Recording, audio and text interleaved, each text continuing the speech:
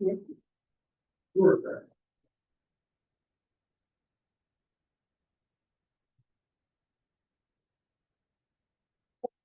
Started. Good evening, everyone. Welcome to the Environment, Open Space and Parks Committee meeting of Community Board 11. My name is Rosa Diaz, and I am the chair of this committee. This meeting is called to order at 6:30 p.m. Tonight, we are joined by Khalid Nixon, the staff liaison to our committee. In order to conduct an efficient meeting, let's observe a few ground rules. No one may speak until granted the floor. Community Board 11 members. If you have a question about board business or wish to make a motion, please raise your hand and wait to be recognized. To raise your hand through Zoom, click the participants icon. You will find the raise hand function there. If you have technical difficulties, click the chat icon and relay your difficulty to the staff. Members should not engage in a back and forth discussion. The chair will recognize the next person to speak. The chat should not be used for Community Board 11 business or questions about the agenda topics. All such remarks should be made on the record when recognized by the chair. Please keep your questions and comments brief and on topic to the discussion. Members of the public, if you have a question or comment about subjects on the agenda, please raise your hand and wait to be recognized. We're ready for roll call. Thank you.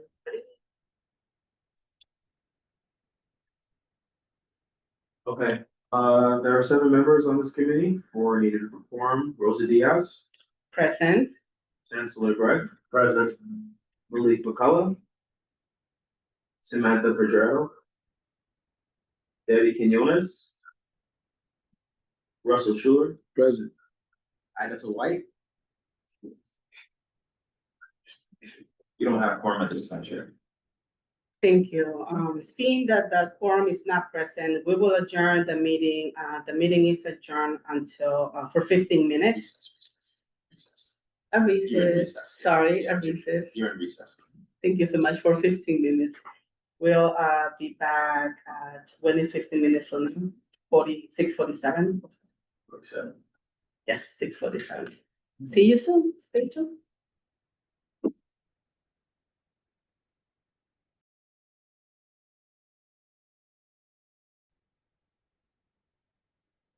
Hey, good evening, everyone. We're back in session. It's 6:39 p.m.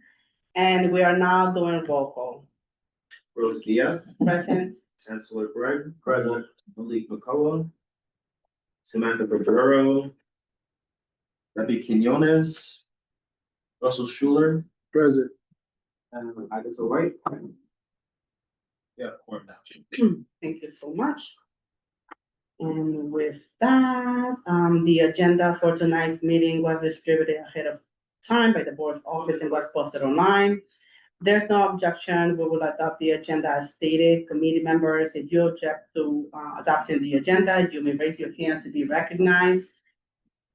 Remember, seeing no objection, we will adopt the agenda for this meeting.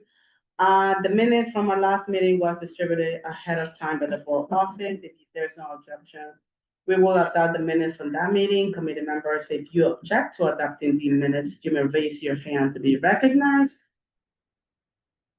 Okay. Seeing no objection, we are adopting the minutes from last meeting. And the minutes of this tonight's meeting is going to be taken by the amazing chancellor. Thank you so much. And with that, we are having any announcements? Any committee members have any announcements that they want to share? Okay, so Environment, Open Space and Parks, we're having our second East Harlem Community Garden Tour on Sunday, June 7th from 10 to 12:30 p.m. or whenever we finish. Our first stop is Lydia's Magic Garden. If you have any questions, please email eosp@cb11m.org. Lydia's Magic Garden is located at 1665 Park Avenue. Let me see. Oh, we're also going to have. Yeah, I'm trying to find out. Okay. So we're also going to be volunteering with Miss Tammy. Hi. Yes, How are with you? Miss Tammy for a beautification on June 13th at 12 p.m. Cherry Tree Park, 99th and 3rd Avenue. This is a collaboration with Kids Lives Matter too. And when you finish, can I say something? Yes, please. You know, Sunday, I went in the park, right? Cause you know, Alice can't always be with me. You told me I can get space, but look, I went in the park and you know, those are the kids that beautify the park. You've been there. Don't you know, a man that owned the sneaker store on 110th Street, he bullied me. Guess what? He told me he had a permit. I moved over. When I moved over, he didn't have no permit. These grown men ran in the store. You should see my rent. It was beautiful. You heard me? We will discuss that All right, further thank you, because it's not I am a fair. little Oh, I was so concerned upset. about that. I got you, Miss Tammy. Yes. Yeah, I got Okay? you, Miss Tammy. Okay, thank you. Of course. Chancellor? Yes, on June 12th from 5 p.m. to 7 p.m. Sparks and CUNY are doing a white playground conversation where we will review community activities, ideas for new programs for white playground. All community members are available to come. It's going to be at the East Harlem Community Partnership at 71 East 111th Street. On the second floor, there will be free food and refreshments. Thank you. Yes, thank you, Chancellor. CUNY, Spark, and East Harlem Community Partnership, June 12th, everyone is welcome. Any other announcements from community members? Anything, Debbie? Yes, on June 30th, Tuesday at 2 o'clock will be a street naming on 107th Street in Lexington Avenue after Dilcia Pagan. She was a Puerto Rican political activist that lived in East Harlem. Awesome. Thank you so much. And with that, we are going to keep him. Any other announcements? Oh, I'm sorry. Sunday at 120th Street, at Harlem Art Park, we're going to be doing It's My Park Paint Day. So if anyone wants to come and paint, we'll be there from 11 to 2. 120th between Lexington and 3rd. Okay, awesome. Okay, with that, we are going to move to informational updates. Can you pass me an agenda? Kitty, thank you. Thank you. Department of Parks and Recreation. Hello. Hi, everyone. Okay, happy June. It's the month of Juneteenth, Caribbean Heritage Month. And then I see on the board over there, Let's Go Knicks. So might as well mention that as well. We have a lot going on in the parks for this month. For Juneteenth in particular, I'll read off all that we have for all 4 historic Harlem parks because there is a lot. Starting off next Saturday, June 13th at Marcus Garvey from 3 to 6:30 p.m. The National Jazz Museum in Harlem will present music by the historic gospel quartet Southern Sons of South Carolina. On June 18th at Marcus Garvey, this is a Thursday, from 10 a.m. to 1 p.m. This is more focused towards preschool and school-age kids. It's with the Harlem Library, the Children's Storefront, Studio Museum, and myself.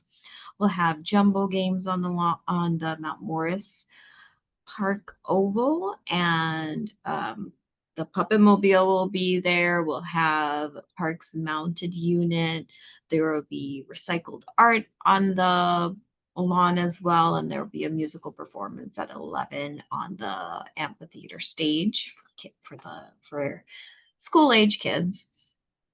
And then on Thursday, June 18th in Morningside Park, we're going to have out on the ball fields at 110 Street and Morningside Avenue, Manhattan Avenue from 7 p.m. to 11 p.m.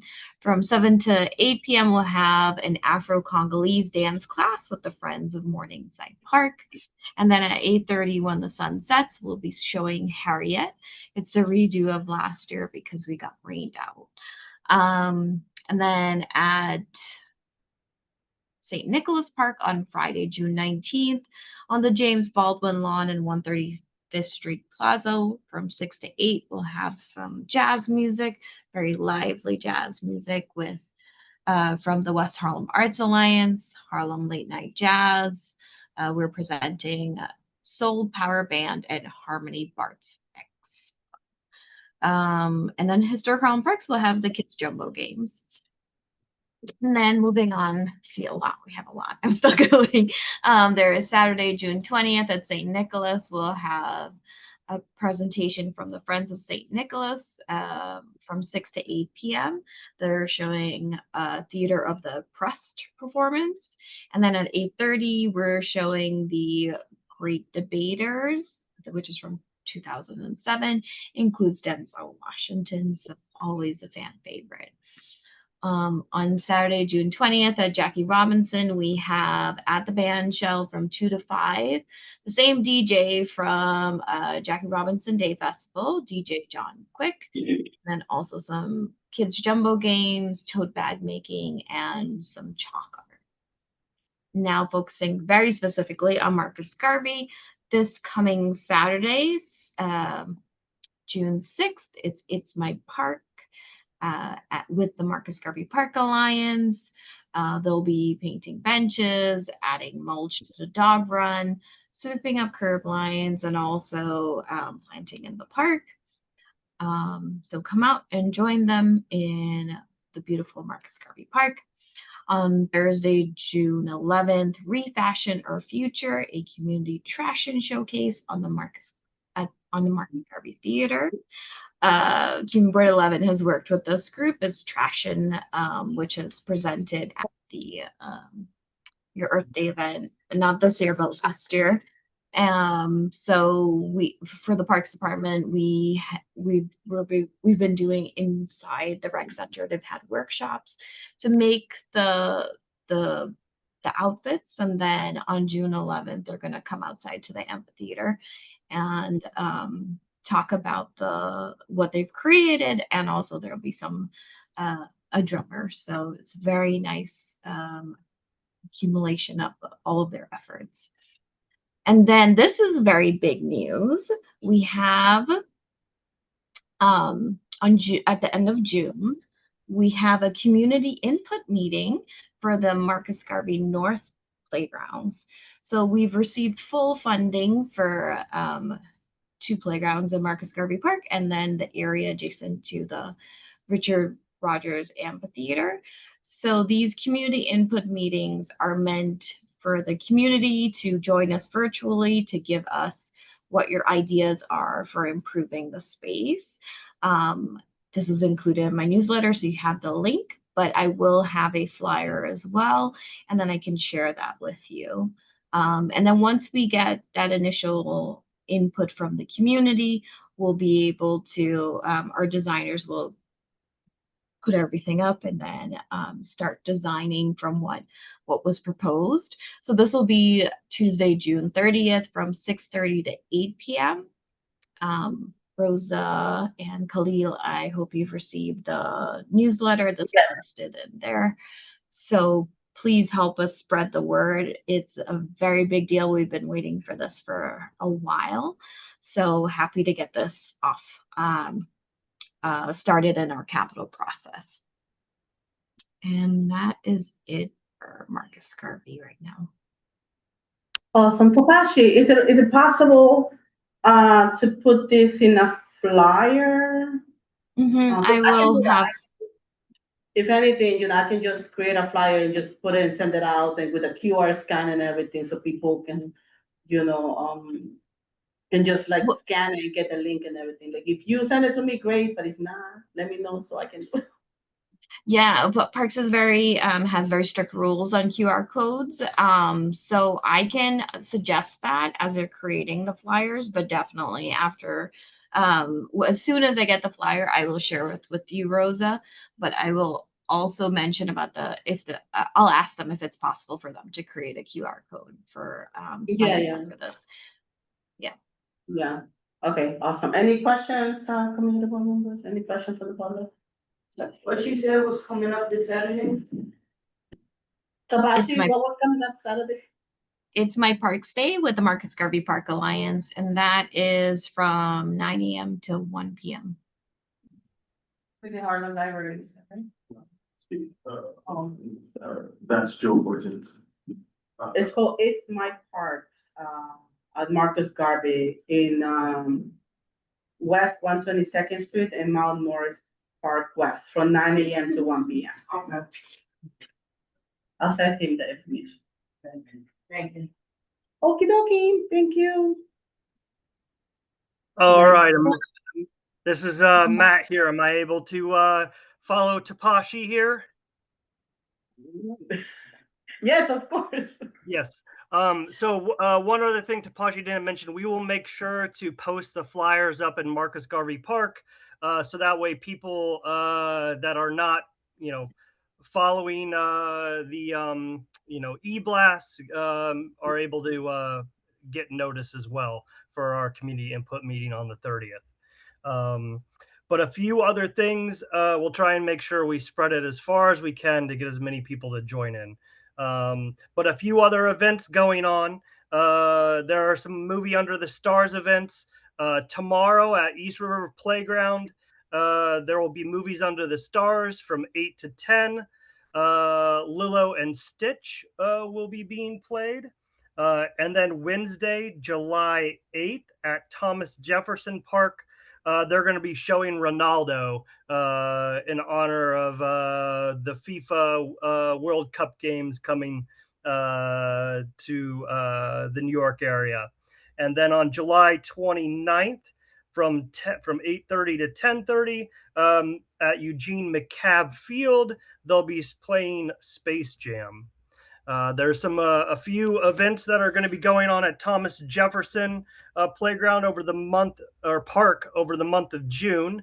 Every Tuesday to the Friday, there'll be our recreation division will be leading people in basketball skills from 10 to 1, and then also doing a flag football clinic from 10 to 6. So that's through the month of June from Tuesday to Friday.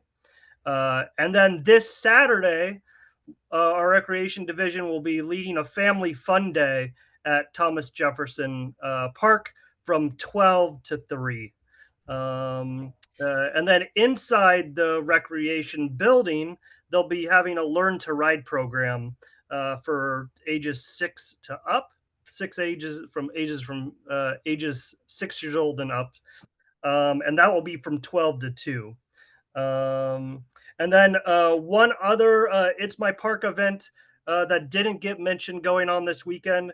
The Adam Clayton Powell Malls will be leading volunteers on Saturday from 10 to 1 at 110th Street.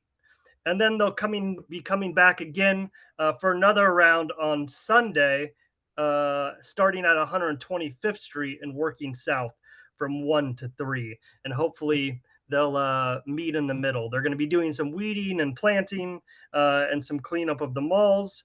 And then one other event that didn't get mentioned was the annual El DeBarrio Music Festival at White Playground, which started yesterday. Yes. Music will be going on there from 3 to 8. So please, and that'll be going on through the end of August. So go and every Wednesday, enjoy some music at White Playground. Those are all the and then one other announcement I have is Detective Omar Edwards Playground is finally open on 124th Street.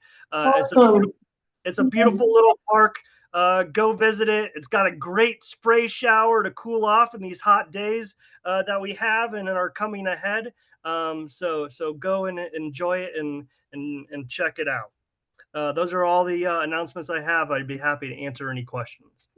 I have a question. Thank you, Matt. We have 2 questions from committee member. Who's first? Debbie. So I like that you have rolled out the schedule for movies under the stars, and I wanted to know how can we get a screening at Harlem Art Park? I will follow up with our recreation division. They're the ones who host our movies. Most of our movies are actually sponsored and hosted by council members. So you could also speak to your local council member about hosting a movie at Harlem Art Park. This is the movies that I announced were also just for the month of June. We have and the beginning of July. So we have a lot of other movies coming out across the season. The summer season into the fall. So I will follow up our rec division, and then I'll follow up with you if anything's you. scheduled, so you're aware. Okay. Thank you, Chancellor. Yeah, thanks, Matt. Can you just go over that Learn to Write program inside the rec center at Thomas Jefferson? Yeah, the Learn to Ride program is on this Saturday, June 6th, from 12 to 2, and it's ages 6 and up. I struggled with that one the first time. Thank you. Okay. Agatha? Matt, I'm not sure if it was you last time, but when you guys were mentioning the movies under the star, you guys did mention for White Playground. And I asked about the lights there. And you guys said you were gonna follow up with the next meeting. What happened with the lights? Do you know anything? A follow-up for movies under the stars for White Playground? Was that your question? Well, I'm specifically asking about the lights at night. It's Oh, very the dangerous. lights at night. Mhm. I know I followed. Sorry, I don't know. Yeah. Yes. So I know I followed up with my staff about that, but I don't remember the answer off the top of my head that they gave me. So I apologize. I will have to follow up with them again. Maybe I'll look at my emails here during the meeting to see if I can find what the answer was that was reported back to me. Could you let us know before the next meeting, perhaps via email? Yes, I can do that. Thank you. Thank you. Any other questions? Excuse me. Okay. So we're moving on. Is Randall's Island in? Randall's Island would never skip this meeting. Gonna say hi. Hey, good evening, Community Board 11. My name is Luke Alicea. I'm the Deputy Administrator for Randall's Island Park. Happy to be here as always. You guys did not get enough events, so I'm going to start off by just some of the things going on Randall's Island Park. So on Saturday from 5 to 8, we have Pride Night at the farm.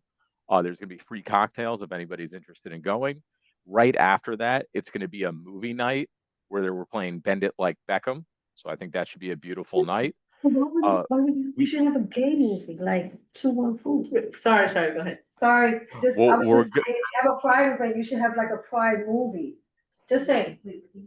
I think they were looking at that, and I think they 2-1-4. wanted to have a child-friendly movie, and like I think there's a lot of like PG-13 and above. But I think we are looking at that for next year for the right time for that. Need some movies, let me know. Okay. We are continuing our yoga in the park. We've been doing it Tuesdays from 6:30 to 7:30. We're also expanding it in July so that it's going to start on Saturdays at 10 to 11 as well, if anybody's interested. We have our community track night. That's happening on June 10th from 6 to 8 p.m. at Icon Stadium. We get a lot of calls, people just want to run on the track. Unfortunately, we can't keep it open all the time because we try to keep it to this very high standard so we can do, official high school track meets and other important events. But it is important to open it up to the community. And so we have that on June 10th. And then the big one is, we couldn't wait long enough for fireworks. So technically they're Astoria fireworks, but I think they're CB11 East Harlem fireworks. So on June 25th from 6 to 10 p.m., we're going to have fireworks on the east side of the island. So if you don't want to go through all the crowds on the 4th of July, it's a good alternative. Operationally, just a few updates. We received our seasonal hires. So we're ready for the uptick in people that are going to be visiting the island.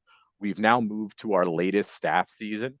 So our staff now works that we have this second shift that works from 1 to 9:30 p.m. so that we're responsive to the hours that people will be out when there's sun out. And as tied to that is we have restrooms that are now going to be closing 8:45-ish. So just more time that people can enjoy the park and have access to all those amenities. We recently did a survey of all the water fountains on the island. We do have a number of issues throughout, but we have been getting a bunch of calls for people asking to turn water fountains on. I assure you, every single water fountain that can be turned is on, and we're working through the ones that are off right now to figure those more long-term plumbing issues out. And then just the final note I'll leave on is regarding permitting and sports field permitting specifically, just our new permit applications for the fall season. So for anybody that's like a little league that maybe isn't as aware, or it's a new group, we opened up our new permit applications. And those are going to go from May 30th to June 30th. So if you're a new group interested in a sports field for the fall season from September 1st to November 30th, you should apply in the next month to make sure that we can prioritize those groups. And then after that, it's kind of just first come, first serve. A lot of things get booked up. And that's all I have. Penny, any questions from the team over here? Any questions from members? Just raise your hand. Chandler. That track night, I know you said June 10th, you didn't say the time. Sorry about that. It's June 10th from 6 p.m. to 8 p.m. Thank you. And then, for the yoga, I was actually there on Greenwich Island. And I crossed over the bridge and I saw the sign. Is that the one with the urban, garden? Is that the same one? The urban farm? I'm sorry, broke up a little. You saw something going across the bridge regarding the urban farm? Yeah, I crossed the bridge and I saw a sign with the yoga classes that you mentioned, but I'm not sure if that's the one with the urban farm. Is that the one you're talking? The yoga is actually by our East River picnic area, also by the 80s fields, if you're more familiar with those landmarks, but like the south side of the island. And you'll see a little group coming together along the water with yoga mats, which is included. Got it. Might having something else then. You okay? What part are we on? Is that a question? I don't know if I'm in the right part. This is City agency partners? informational updates, yeah. And we're on Department of Parks? We're on Randall's Island. Randall's Island, okay. When we're in parks that aren't in Randall's Island. Okay. Okay, thank you so much, Luke, and anybody else? Thank you so much.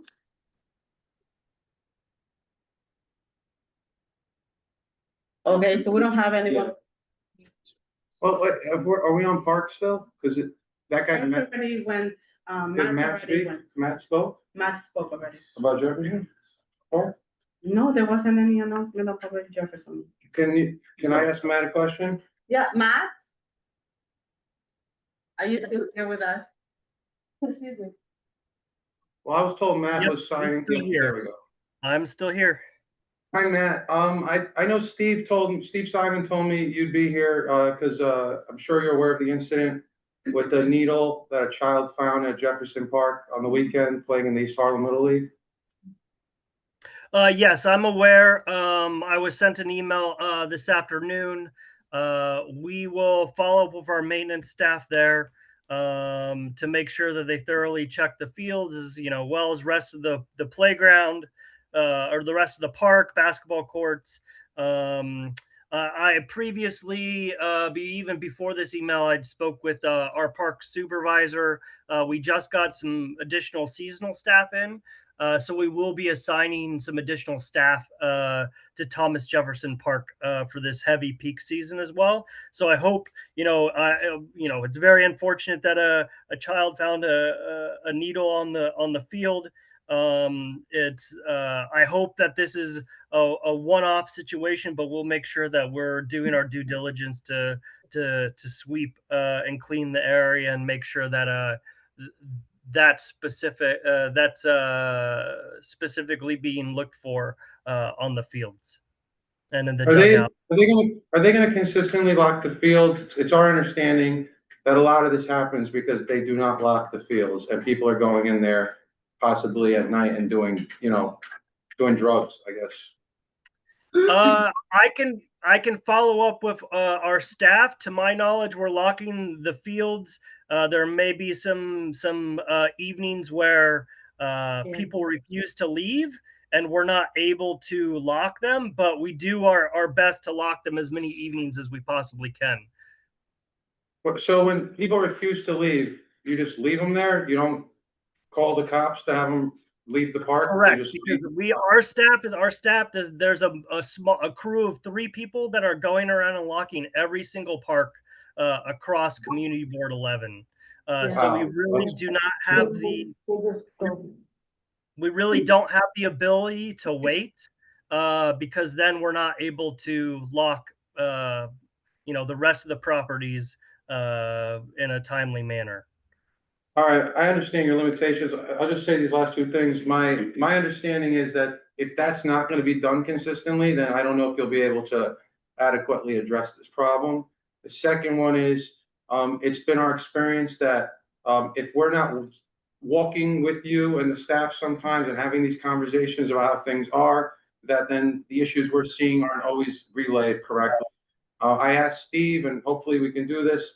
I think some of us would like to have a meeting here, not a committee meeting, a meeting, and then do a walk through the park, because I think there are other issues that we'd like to identify there. I think there are issues that are in a lot of the parks, but I feel like with this incident, we could start there. So that's all I have to say. Yeah. Always happy to meet in the park. Just 2 weeks ago, I was in the park with a agenda meeting that we're about to talk about for almost 2 hours. There with you, I know. So we will happy to meet again in the park, but my email address, if you don't have it, is matt.genrich@parks.nyc.gov. Please feel free to reach out to me anytime. Yeah, and if anyone needs it, didn't get it, I'll be more than happy to provide that too. Yes, Evan. About needles, one of the things that happened in our park on 120th Street between Lexington and Third was we did have a problem with needles at one point, but there was consistent like pickup and cleaning up, and we haven't had a situation in a very long time, but it has impacted our ability to do planting, because when I put in for a request for It's My Park planting, I said that, we haven't seen any needles, and then I was told, no, you can't have the plants because the needles may have sunk into the ground. And they're worried about people like getting stuck. But the thing is that there hasn't been any needles in quite some time, so it's a little bit of a dilemma. We try and be as much on top of it and looking at it, but we'll keep you updated. Yeah, so I'm aware of the I think this is maybe a conversation that we can have separately and just for the sake of time, but I am aware of our agency's concern with that, and it's for the safety of the volunteers. Yeah, I definitely know, and just so everyone knows, maybe you guys all aware that the needles problem is not new. It's in every single of our parks, in every single corner of our schools, churches, and everywhere. They are just this afternoon, I literally saw On Point picking up tons of needles that are all over 127, 126, 25, 24, 23. So that's not something new, and I think we definitely need to have a more in detail conversation, and including our district council member, and see what else we can do, because like we can't be outside, like us, we're volunteers and we have lives. We can't be outside 24/7, but I know there are also different organizations and agencies that with a phone call, they pick up. they're able to come in and pick them up. But the So park is exactly, Russell. Even though we have the needle problem, I would not like to have it overlap with where it's in the general population, especially with that population that's using needles. When we talk to parks, let's keep that conversation separate, because other than that. No, I didn't say. Okay, no, you mentioned it. So when you mention it like that, you open up that whole corridor of where needles and the use of drugs prevail. We want to keep this focused too. Unless I'm hearing it wrong, Let's just keep focused on the parks and how do we need the parks with the needles not there. Right, so let me maybe rephrase it, right? It is not just in parks, it's everywhere. And that's what I'm saying. I want to keep that centralized to talking about park. Right, we will be discussing in the parks because this is where this incident happened, but again, it happens in different parks, just like David just mentioned. Yes, Kyoka? I just want to just ponder really quickly on Jefferson Park. I am the president of the Little League, that the child found the needle. And I think what is being missed, and I know that you said that they try to close the gate. I speak to the parks person, I forgot her name, she's very sweet. She told me that they could not lock the gate any longer because her supervisor told her not to lock the gate. There was a period of time from April to May where they were locking the gate and we had to go in and have her come out and lock the gate. And during that time, the park was very clean, just to be sure, because they were using the park. I go out on Saturday and Sunday mornings and clean, and it's not just the needles, it is the dog poop as well, right? And I know that you guys are very aware of it. I just want to put it on public record. That particular day, I might have missed the needle because the grass was so tall, right? And so there's a multitude of issues that compilate in a situation where our kids are unsafe. And I do understand, Rosa, that it is throughout our community, but where we can make measures to make our kids safe, I think that open spaces where we can't lock the gate is totally different than the place where we can keep it safe. And if this gate can be locked and open in the morning for our kids, we have 200 kids, actually 211 kids, right? Where I just have parents say that they're not bringing their kids back because the park is not cleanly. This is not an issue below in other areas because they lock their parks. I go to Inwood Park, their park is so clean. So there's no blame to anyone, right? I don't want, parks, and I want to give credit to parks because I know that they have a short staff, but I think that locking the gate does create some safety for our kids, and we still may have to clean, but it does create a safety measure for them. Thank you. I'm sorry, but it also opens up the issue of having drop boxes for needles. Because that's a public health response to the issue where they can put drop boxes, but then there's a stigma of like, well, if you're gonna have a box, then we're gonna get high anyway, and people it's gonna attract drug addicts, and that's not true, but it's something that is in the mix as well. Yeah. So, I just wanted to say on that point, the Human Service Committee, we did put in a capital request for it for this past budget. It didn't get approved, but it's a constant conversation we were having that Human Service thing. But to Kyoko's point, Kyoko, is there anything that we can do personally to help with that? Not just with making sure the gate is closed, but making sure that problem doesn't happen.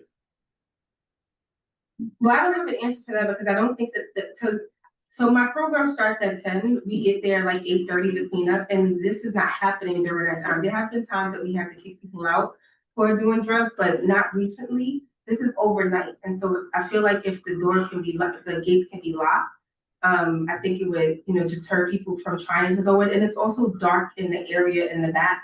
I mean, it's a bunch of different issues, but just locking the gate, I feel would help. That's like. I think it's just a simple thing. So Matt, basically, let me reiterate. Our goal is to lock the gates in the field. There are times, one-off times, where we're not able to lock it. We'll follow up with staff about the issues about being able to lock the field, but we are not intentionally leaving the fields unlocked. So I'll follow up with supervisors to make sure that regularly being locked at night, barring any unforeseen circumstances that our staff is not able to handle in the field due to their time and safety as well. Right, got it, Matt. You know what we're going to do? We're just going to schedule a meeting, not a meeting, like an unofficial meeting to discuss this issue further. Okay, I'm going to keep it moving. Is there anyone from the Department of Sanitation? Okay, is there anyone from the Department of Environmental Protection? And Parks Advocacy Groups, is Maria still on? Okay, other community-based organizations, oh, there we go. Maria, hi.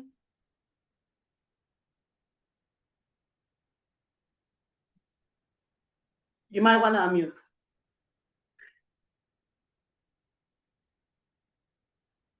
Oh, no. Oh, man. We can't hear you, Maria. You might have to select in your audio.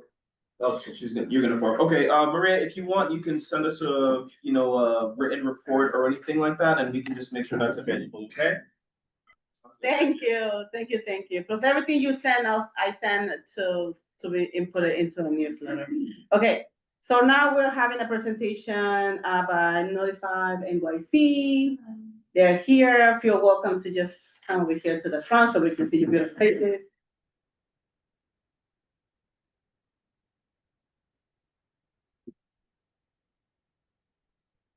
I like this. Great. Sorry. My internet is not on. Yeah, it doesn't work all the way. I'm saying. We told this guy he's got up. That's just, I can just turn it up then.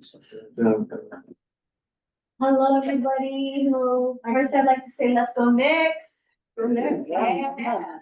So we are New York City Emergency Management. We help the city prepare, respond to, and recover from emergencies. We're just here today trying to get people to think about heat preparedness, especially with the summertime coming up. I know this weekend coming up with all the heat and weather coming up. So we do this with preparedness, education, and response.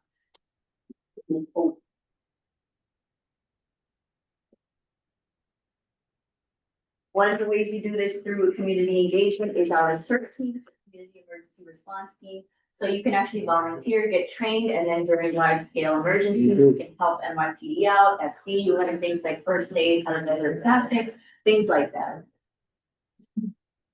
And we have 3 simple steps that'll get you guys personally prepared for emergencies.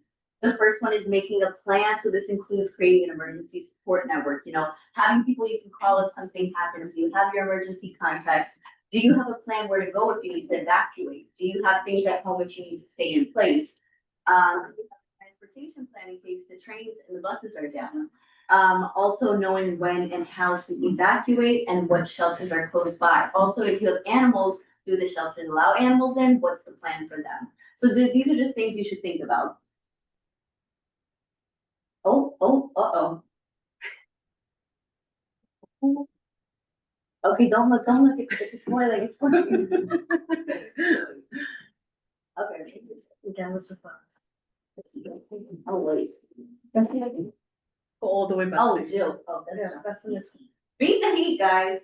All right, so extreme heat, well, you can see, but it's a period of high heat and humidity with temperatures above 90 degrees for 2 or 3 days. It has to do with the actual temperature and the heat index. So I think when the heat index for three days is consecutively over 95 or over, that's considered a heat wave. Thankfully, we're not getting that this weekend, but we are going to experience some heat and some severe weather with rain.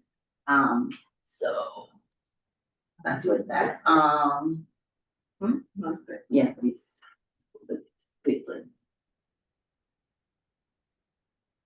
Okay, danger for extreme heat.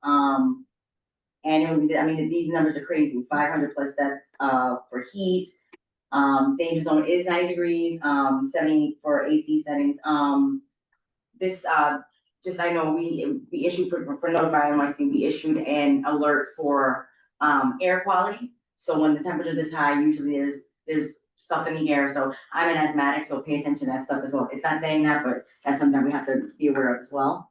So the reason we're trying to prepare people for the heat is because certain populations are more at risk for experiencing heat cramps, heat stroke. So these include people without ACs, older people, and people with medical conditions. I also want to point out that you can apply for a free AC through the HEAP program. So if you don't have one, that is a resource you could look into. Expires tomorrow, no? I'm not sure about It that. does. It does. Okay. Well, there's also cooling centers available. You can find it online, and those cooling centers will be open. They have them all over the boroughs. And if you don't have an AC at home, you can go to one of them. And with the temperatures hitting almost 90, they may be open.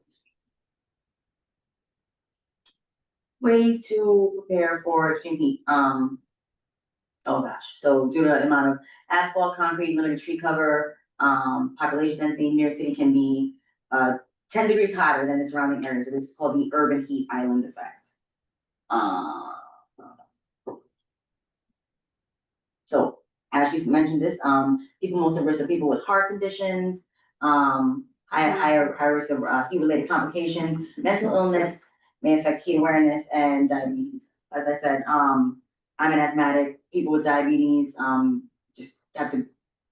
If you're diabetic, you know you have to get in more water and just be aware of the heat index and get to a cooler climate. Not all neighborhoods are affected. Black New Yorkers are at higher risk. Hotter neighborhoods have higher rates of pre-existing health conditions due to higher rates of pollution, due to proximity, less desirable infrastructure. Lower income means less likely to have access to good quality health care. Residents are unable to access the physical and mental benefits from greenery. I know that this is our. I'm just gonna go off. Yes. I know this is our template, but I don't 100% agree with this. Because my family grew up in this community. I'm from this community. I mean, yes, it's an issue, but this isn't. It's not everyone. It's not all created equal. This doesn't apply to everybody, and you all know this. So it's just something that we have to put out, but you know that this doesn't apply to us all. We're all different.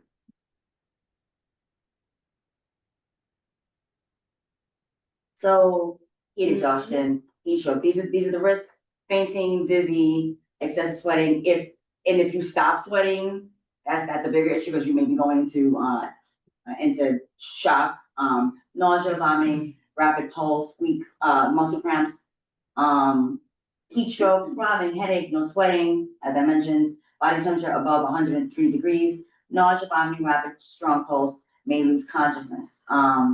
Just be aware, and just not just for yourself, but for elderly, for children.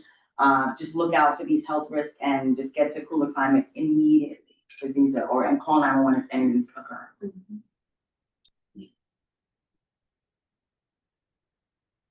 If you do have an AC, please control the settings. We work closely with Con Ed, and sometimes they have to do what's called conservation requests. So the grid in New York is kind of crazy. So if everybody has their AC like on 65, we can risk for a brownout or even a blackout.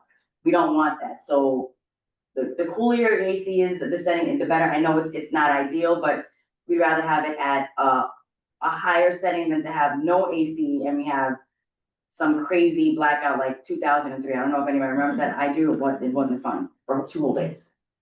So yeah, and if you don't have an AC, use fans. There are lots of facilities where you can go and keep cool, like museums, libraries, malls, and our cooling centers. Staying safe at home, use your AC. AC is the #1 way to prevent illness from heat. After heat wave, homes stay hot for up to 3 days. So keep cooling. Indoors can get 10 degrees hotter than outside. So just close your shades, drink water, stay as safe as possible. I don't have ACs in my home, so some of them have to, have ice water and just shut off the lights. But just be smart when in heat conditions and just make sure you have the resources that you need.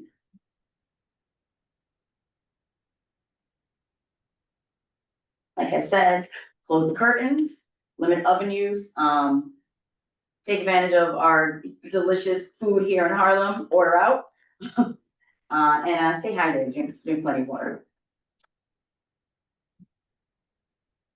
Outdoor heat safety, avoid strenuous activity, drink plenty of water, shade. This is basically redundancy. Just be aware of the things you need to do to stay cool and safe from the heat. Planning for power outages. This is important. Register your devices, stay in contact with Con Ed, utility companies, backup power chargers for your phones, for any devices you may have. Same form by Notify NYC, register for Notify NYC, here we go, 692-692. You can text your zip code here and register, and you can get notifications about heat, about anything, about subway traffic disruption, school closures, things like that. I'll leave you my card if you have any questions. So yeah. Conserve power.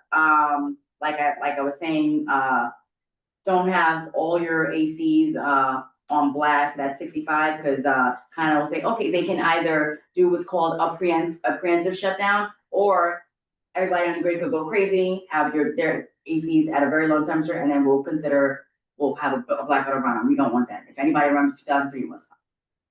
And that was nationwide, but we could have something like that in the city as well. Conserve water. If you're gonna use a hydrant, get a cap. I grew up with the fire hydrants, and we didn't have a pool, so yeah. we know. Okay, go bags. Go bags are very important. In your go bags, you would want any ID, any medication, extra clothing, non-perishable foods, a flashlight, a first aid kit, batteries, extra chargers, and you can contact someone. You can actually get a Ready New York emergency plan kit. I can actually come back. You do? Great. So if anybody, if you need, we can come back and bring some of those as well. If you have pets or service animals, make sure you have plans for them as well. So the go bag is something that you pack in case you have to evacuate. You can put it in any kind of bag and leave it by your front door. So you have to go, you can grab it and you're good. You're gonna want to put supplies in there that's gonna help you while you're outside of the house. For at least 3 days, right? Actually, 3 days. Oh, it's doing it again. It's the heat. It's feeling it. Wait. Oh my goodness. Let me just talk. Yes. So let's say you have to shelter in place. There's a flash flood going on outside. You need to make sure that you have supplies that are gonna take care of you while you're in the house. So this is like canned food, flashlights, batteries, portable charger, medication, a list of medications, and also emergency contacts and water. Oh, now you work when I'm not looking. And now what we're all here for is Notify NYC. We are the city's official emergency alert program. It is customizable. It's information the way you want and how you want it. You can, everybody take out your phone right now. Let's get y'all signed up. I am. So you can text your zip code to 692-692. You'll get train disruptions, traffic delays, weather events. Does anybody live in a basement here? School closures. So things like that. So it's information straight from the city. It's verified. So what happens is at NYSUM, we have a room called Watch Command. We're monitoring FDNY radios, NYPD radios, traffic cameras. 24/7. 24/7. We work holidays, weekends, 9 to 5, 5 to 9, and everything in between. So the information you're getting is accurate. Not like the Citizen app. You'll have somebody out there, which it's helpful, but it's not verifiable. It's not a man on the street taking a random video. We get all of our information from police, fire, any New York City resources. That's where we get our information from. So these are the kind of alerts we have: emergency alerts, alternate side parking suspensions, train disruptions, traffic disruptions, pool notifications, and more. It's also available in 13 different languages and American Sign Language. We understand New York City has a lot of diverse populations, and we try and make sure that they can also get this information. So for resources and next steps, if you guys have questions, do not be afraid to call 311. Also check Notify NYC for any updates during an emergency. NYChealth.gov is a good resource to have in case things are happening. You can find cooling centers on there. You can find more information about spray caps. And then also just having an emergency plan, like we said before. Who are your contacts that you can call if there's an emergency? What's your evacuation plan? What's your plan of trains and public transportation staff? And make sure you have that in your go bag. Yes, have that in your go bag. Also, did everybody sign up for Notify? Yes. Everybody subscribed? Okay. Any questions? I know we ran through that fast. Any member questions? Members of the public? Well, thank you for having us. But if you have business cards, please, please. feel Oh, free we to got, give it to hold everybody. on, we got stuff for you. Stuff for you. We've got flashlights. Oh, yeah. And we got pens. Do you have ACs in there too? Or no? I'll leave a few of my business cards as well. Thank you so much, and And if there are, I'm actually, if there are any events or whatever, or anything you feel like that we could, yes. My card is right there, and and I'm more we than are happy here to. Yes, so actually, we were just discussing that yesterday in our meeting. I'm looking to get notified NYC at street fairs. You can email Jill. Email me. Okay. We are very grateful that you guys are here. Thank you so much for all the slides. You know, next time bring ACs, that'd be awesome. And we are going to move on to East Harlem Food Scrap Diversion Plate. Thank you so much, Samir. Thank you guys so much. Thank you. Thank you for having us. All right. Hi, everyone. My name is Danielle, and I'm a member of the Manhattan Solid Waste Advisory Board, and I'm joined by Joyce Bialik from this huge. The Manhattan Solid Waste Advisory Board is a board of volunteers who are passionate about reducing our city's waste, improving our recycling and organics capture rate, and also shaping our city's policy on how we can make this work. So today I'll be talking to you specifically about how East Harlem has been doing on diverting any recyclables and organics. And we also do have some time for a Q&A to kind of like get some feedback as to your experience on that. But we also have additional slides for the end if there's time to talk about dog waste complaints from the last few months. All right, next screen. Right, so just to take a step back, where does Manhattan's waste go? All of Manhattan's waste is actually burned in different communities outside of New York City. Majority of it does go to Newark, New Jersey. That waste comes from the west side of Manhattan. And then the rest goes to Chester, PA, and Niagara Falls. And in 2024, nearly 30,000 tons of waste from Manhattan was generated. Next slide. So East Harlem's waste goes to Chester, PA, Niagara Falls. It's kind of a 50-50 split. And both of these are going to incinerators, so they're burned, also known as waste to energy. Next slide. And then taking a closer look at what these communities look like. Chester, PA is another environmental justice community outside of New York City that is taking in our waste. So the characteristics of this community is that it is majority African Americans that make up the population. And because of their proximity to all the different facilities, including the incinerator, 39% of children in Chester do have asthma, which is 5 times the national average. Next slide. So the rest of the waste goes to Niagara Falls, which burns roughly around 15% of New York City's waste.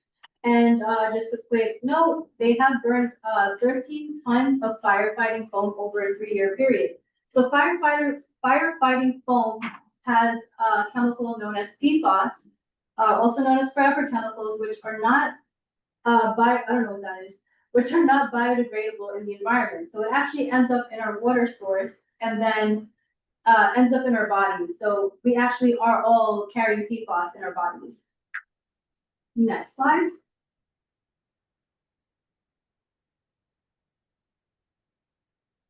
So then looking at the residential recycling performance for metal, glass, plastic for East Harlem specifically. Sorry, go back one slide, Joyce.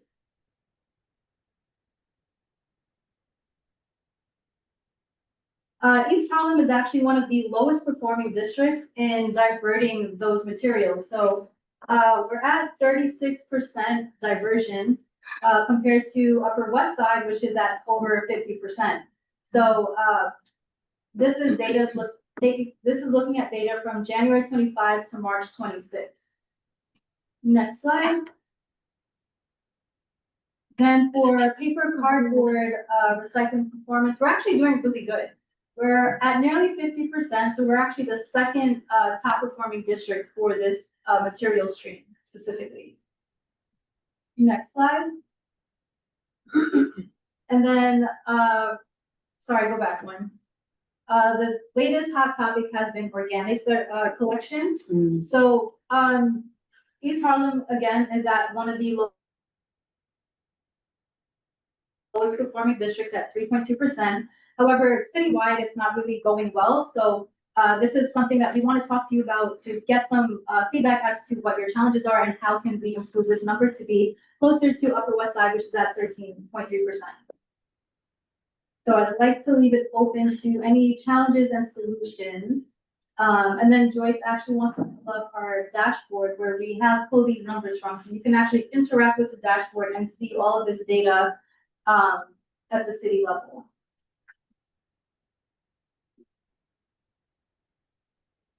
Right. So Track NYC Trash is actually the website where you can go on and play around with it and just see how the city's performing at different time frames. So you can look at residential waste capture, which is the numbers we were just talking about, and you can also see waste exports, so where our city's waste is going to the outside community.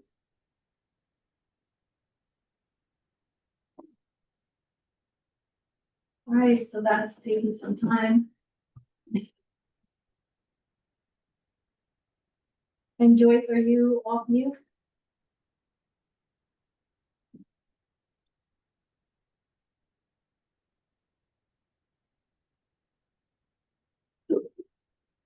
Joyce muted? All right, Joyce, when you have a moment, just unmute yourself and you can walk us through it.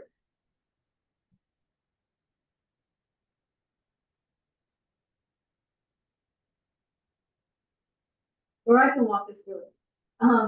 So this is the organics tracker dashboard, and you'll see that we have several drop downs. So you can pull it down by borough and select which borough you want to look at. So in this instance, we're going to look at Manhattan. So she's deselecting the other ones. Then you can look at community district and see which district you want to look at specifically.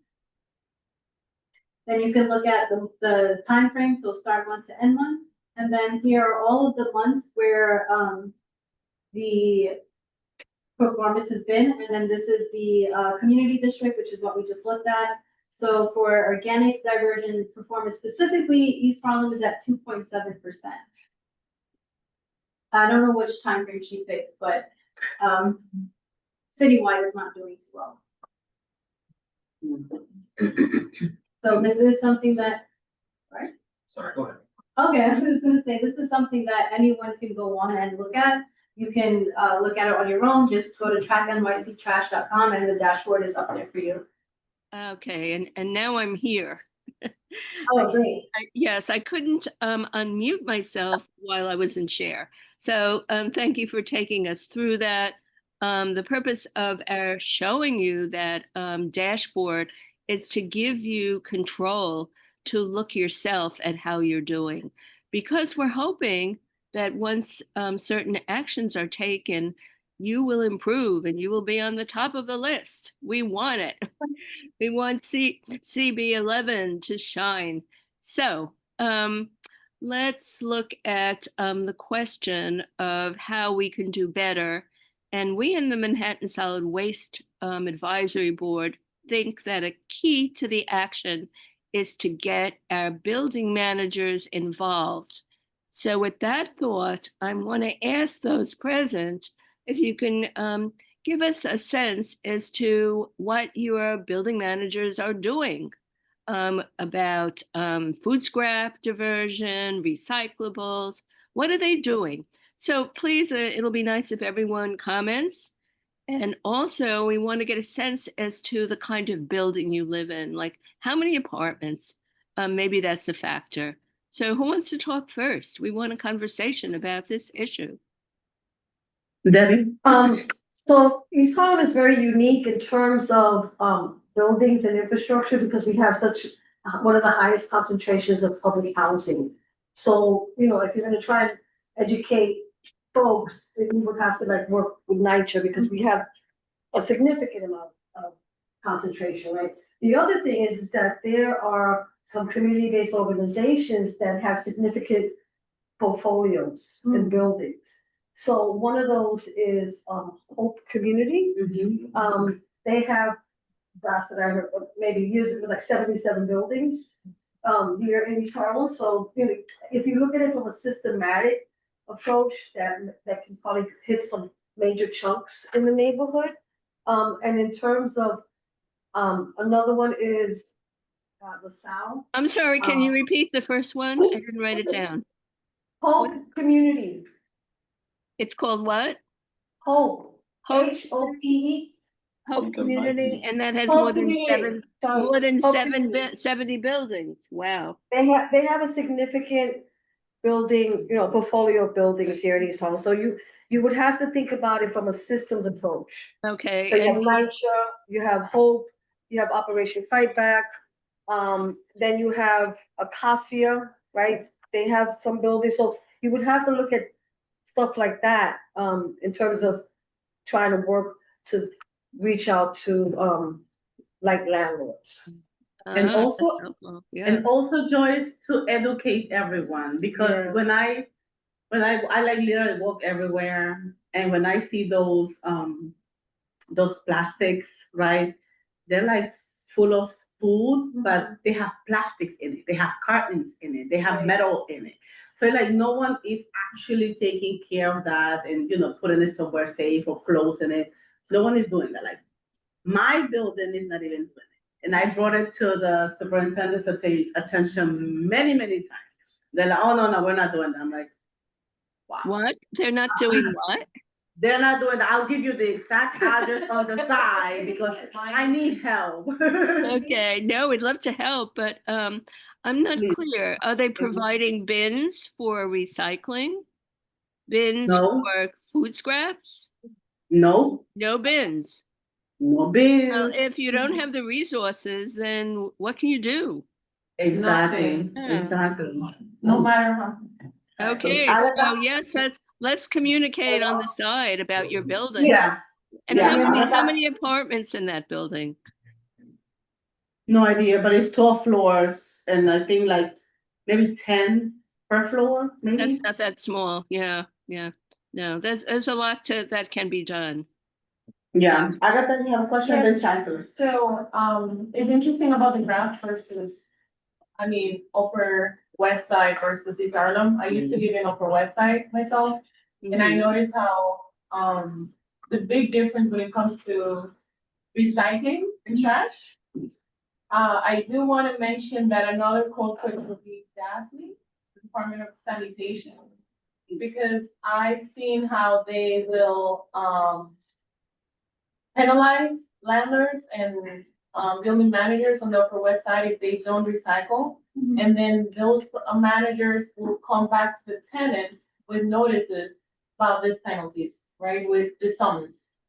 And so they took it very serious, at least much more serious in East Harlem. Now, when I moved to East Harlem, I recycle my plastic and I separate it from my regular trash, but they all go on the same place and they do not get separated.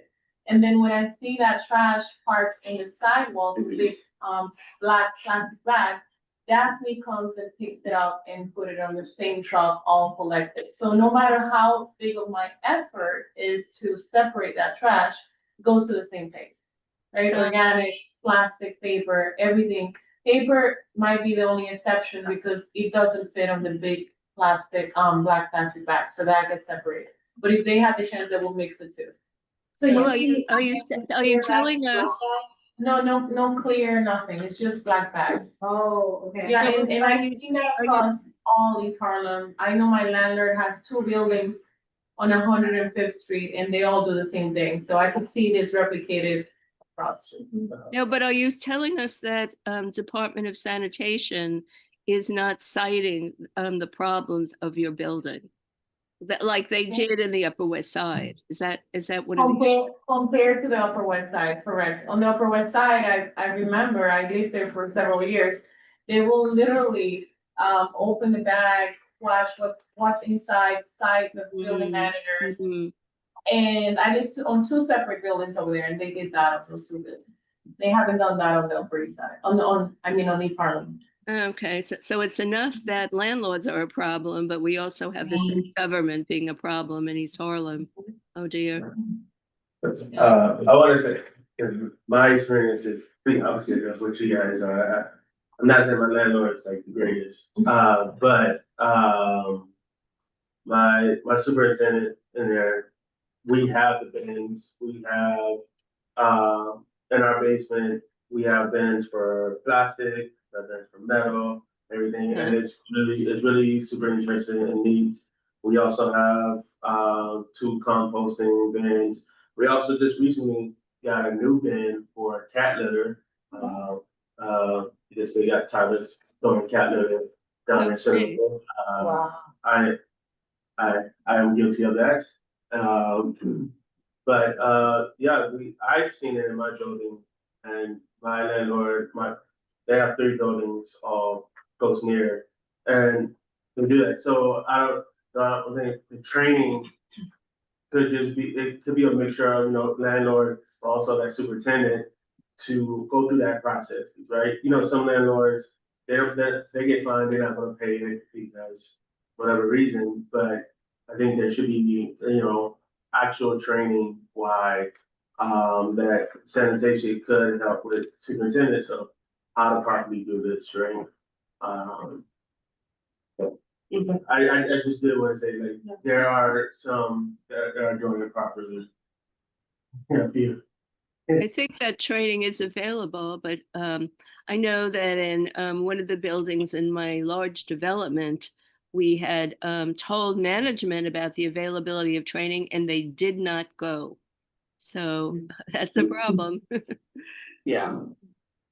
I do wanna add, since you said about the organizing, I do wanna be fair that some buildings don't have the space in the basement to do that. Including my building, and they share that with, a fast food restaurant.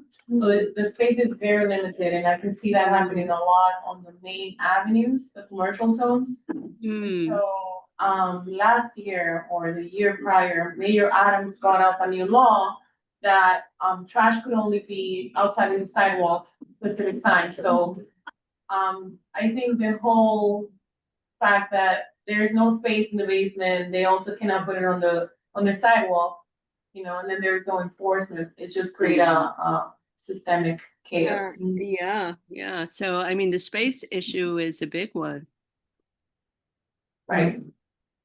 Huh. And then we got our hallway blocked with trash because there was no space nowhere. So there's no space in the basement, no space in the outside. Right. This is like a larger conversation because we have so many different Just some issues. food for thought.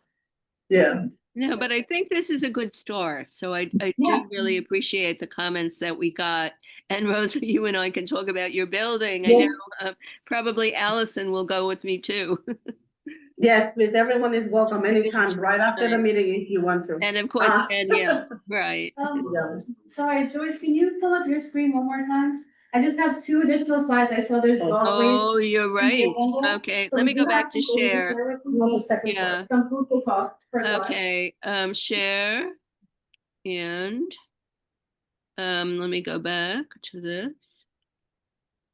And I know what you want to show. You want to show dog waste, right? Let's see. Here we go.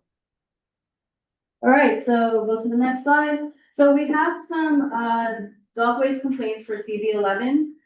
Looking at June 2025 to May 26.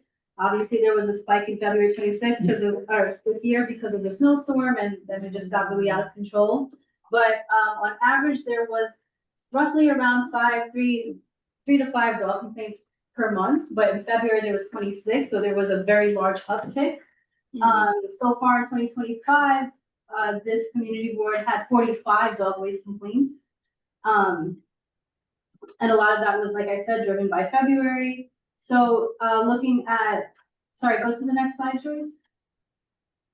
CB11 actually has the second highest dog waste complaints right after CB10.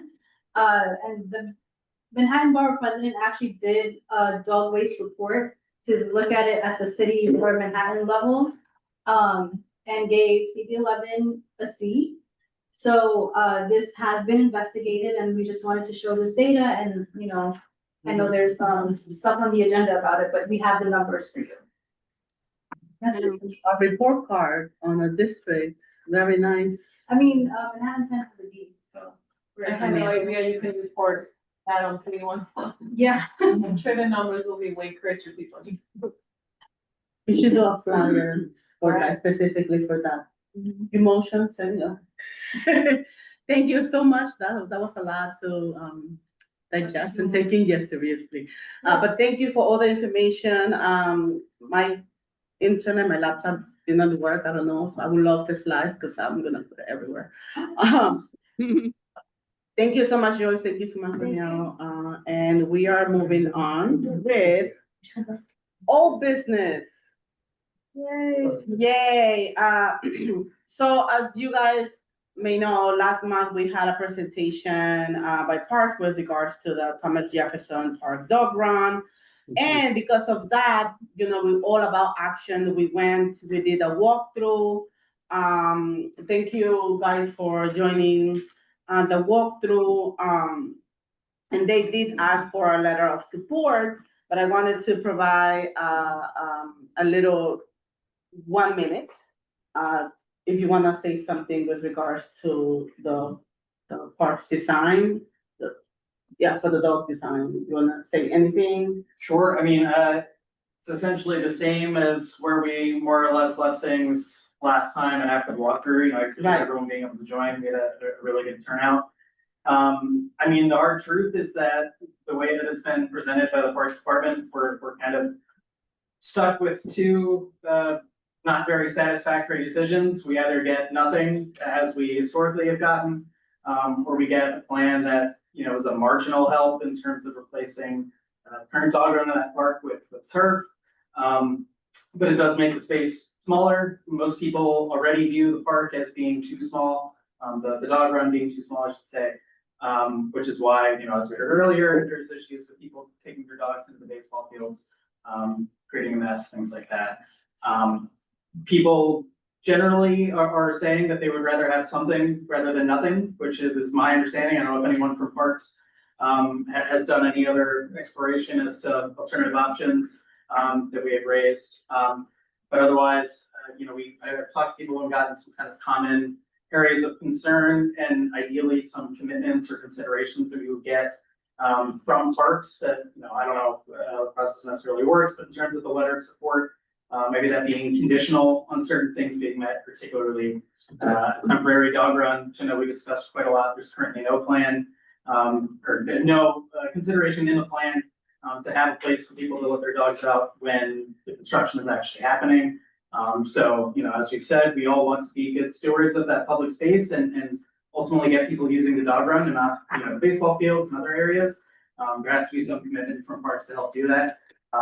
My understanding is they're not going to cede any ground on that. I haven't heard anything differently. But, you know, I have a couple other points I'm happy to raise real quick in terms of the kind of common. Yeah, please, because we are going to do a little vote. Yeah. And we want to hear obviously from you, because I don't know if anybody else is here from There may be some people on the Zoom. I know some people that said they were gonna try and call in. Right, because like I engaged with everyone. I was late to my commitment, you know, just trying to like wait for everyone. Yeah. Everyone was supposed to like send me an email, right? No one did other than you. Yeah, no, I didn't hear anything further from the Parks folks that were at the walkthrough. And I sent out a survey to the folks in our community, and I've talked to people, you know, directly every day since we had that, you know, last meeting last month anyways. And that's sort of the general consensus that if we're being told the two choices are essentially to have the existing dog run in the poor state that it is, or a smaller dog run that has turf, people would begrudgingly accept that. But ultimately, as we heard, you know, earlier, there needs to be some level of formal acknowledgement that this plan is not sufficient for the community's current needs, let alone the future ones, you know, by the time this gets built and completed. So with that, right? I I have not received, remember when they said that they were going to redesign and they were telling us how it's not gonna be, the whole thing is gonna be half, so like, I'm not sure of any updates to the presentation. Yeah, I haven't either, so. Because I have not received anything, unless, Khalid, do you receive any updated presentation by Parks by any chance? The presentation that's on the website is what we have. Yeah, my assumption, my understanding was that there was not really any intent to make any meaningful design change. They might, change some of the benches and more minor things like that, but in Right. terms of the actual. Right, but overall everything, I move with, paper trail. Yeah. Right, so I don't have anything, Khalid doesn't have anything, Sure. like, anyone can promise me the stars, and. Yes. You understand, so like, No, I appreciate that, because that's exactly our concern. We don't want to accept this plan as it is. Right. And have them just run roughshod over us for the entire Yeah. process, which is what they've done historically. Exactly, any board member that has any question, please raise your hand. I mean, Russell and Jim Johnson. And making reference to the last board meeting that we had, committee meeting we had pertaining to the ball fields with the animals that don't go by themselves to relieve themselves, is supposed to be putting PEP officers there to deter that during the course of the day. So we have to have that, a paper trail on that, what they say they wanted to do. Because other than that, like, remember, I said, the animals are not coming in by themselves and deciding to go to the ball field. So we can have that stop. Thank you, Chancellor. Yeah, I want to say, I was at the walkthrough after the last, committee meeting. I remember them saying that they weren't gonna cut it in half, they were gonna keep us in, it was gonna be turf, it was gonna be a mixture of turf and mulch at one part, because it didn't make sense to cut a good portion of the dog park, so, and you guys already answered my question about whether we got a new updated, just gonna say, I don't feel comfortable, even voting on it, until we get the new design like they stated they were going to do. Matt, I hope, Matt, you're still on the call. Do you guys have an updated design, or if it's still in the works? Design? So I would say, any design change is going to take an extended period of time. It's not something that's going to be, turned around in a couple weeks time. So what I would say is, in whatever letter of recommendation the board and community decide, you put, what you want to see worked out in that letter, and then you send it to our agency so our capital division can figure out what else can be done, and come up with a new presentation, or looking at that letter and saying, if to meet like these marks, this is the timeline and the additional funding that it would take, and then that way you have some options to weigh. Okay, with that being said, I wouldn't feel comfortable deciding on a letter of support unless someone wants to make a motion to vote and provide their support, but I would not recommend on supporting something that we have not, because promises were made on the day of the walkthrough. And I was supposed to get a new design, I was supposed to get an email, and it's been a month and I have not received so. Or at least confirmation that they're not going to be changing anything, right? If it is still the same, I mean. So I need to know something before we are, like, I wouldn't feel comfortable just giving a letter of support for a design that they presented on last month, but after the walkthrough, there were some changes that they were supposed to do. But what does the committee think? So the idea of renovating the dog park, I support the idea of renovating. Same. But is there a way you can do it as with conditions of that, of getting that new design. Cause like you just said, there's no, clear indication if they're gonna keep that design or if they are definitely gonna change it. That's what, But I don't have anything in writing that says that they will be doing a new design. So like, you understand? So I can't even do that. Debbie? So I would propose a motion that the committee cannot provide a letter of support at this time because, I don't think you don't have to do that. You can just opt to not provide any. Okay, you know, cool. You don't Then, have to make a then- motion to. then no. Yeah, unless you want to explicitly state that you oppose the design as is, sure. But if you do a letter of support with conditions, You can Mark's do just gonna take that as a yes, and they're just gonna go through Yeah. it anyways. So you can just opt to not do anything at all, and just wait until they provide you with something. Sure. Unless you explicitly want to craft a letter stating that you oppose this currently proposed design. Which then you guys are gonna have to come up with With the design. the specific reasons why you don't like this design. Right. But because I wasn't at the walkthrough, if something was proposed by the Parks Department, brought to the table that goes over and beyond what we had at the last committee meeting, at least we should have some type of verification or clarity on what they verbally said to put it in writing, so we could say we have something to vote on. Right. There were some changes that they said that they were going to make. Chancellor just mentioned them. Yeah. But I don't have that in writing. So, you understand, like, at this time, if anything, we're opposing the presentation, the design that they presented on the May meeting. We don't like it. No, I'm in agreement. I'm just saying, like suggested, let's make no action, but our action beyond this should be writing to the Parks Department to say, when we met on that walkthrough, you said X, Y, and Z, so give it back to us in writing, what was agreed upon, so we have something to vote on. And you don't need to make a motion Yes. regarding that. That's what I'm saying, Right, just you know, after the right. fact. Yeah. On our own. Okay, so let's, Simply just Yeah. contact Steve Yeah. Simon to let them know that the committee hasn't made any Yeah. decision at this time. You're Yes. still awaiting the items that Right, you there's no promised on the determination at this, walkthrough. at this time. okay, so we're not gonna take any action until we have a conversation Yeah. with Parks with regards to Absolutely. the promises on the design changes that they did on, during the walk. On that date. On that Right. date. Okay, yes, I guess just one last point then, I guess, who within parks should we, or how can we get them back here to continue explaining? Because I remember Max at the last meeting explaining that they were coming up against some sort of time concern. I'm surprised that Yes. no one from their team is on this call, given they made it sound very important to get their approval at Thank this you. meeting. Which is why I'm here, and there's people on the line because of that.